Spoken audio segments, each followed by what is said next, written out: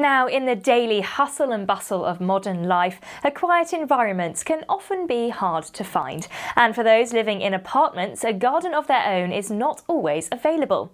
But there's a place of sanctuary for anyone who's stressed, depressed or needing solitude for a while in Swanwick. Our reporter Richard Stringer went to see this secret garden and meet the lady who keeps it.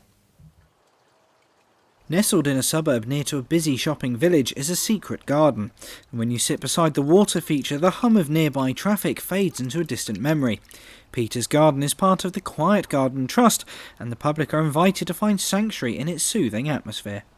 Well, the idea was started up 25 years ago by a vicar at Stoke Poges, Philip Roderick, because he found that people needed space to themselves, and that to stay in nature and just be quiet has a really tremendous effect on people. And we found it very useful for anybody with any mental problems like depression or stress. And we found that everybody who's come here has gone away with this feeling of peace and tranquility. So it's just the atmosphere that seems to bring a lot of peace and joy to people, and I find it so myself as well. Part of the family home, the garden has been named in remembrance for Doreen's son. I only dedicated it to Peter a few years ago because he was the one who used to help me in the garden, and I miss him terribly. And he was cycling to church Christmas Eve in 1978. He was knocked down by a car, was getting up and was killed by an oncoming car. And so Christmas is quite difficult. But I was able to say to God, thank you for letting me have him for those 14 years, because he was very special. And I decided to call it Peter's Garden. So I've developed it more since, over the last couple of years, 2 or 3 years. Before that, there was a certain amount, but I neglected it when my husband died. And I've brought it to life again now, I think. And people love coming here. Yes, it's a very important place to me.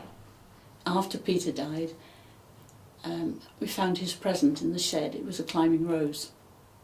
And it was a lovely, fragrant rose. And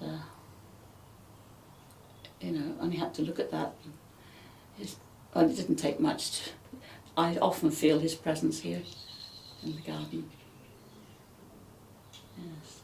Although the project is led by the church, the space is available to all people, although Doreen does just ask that you phone ahead. People don't even have to mention it. They can come here, be on their own.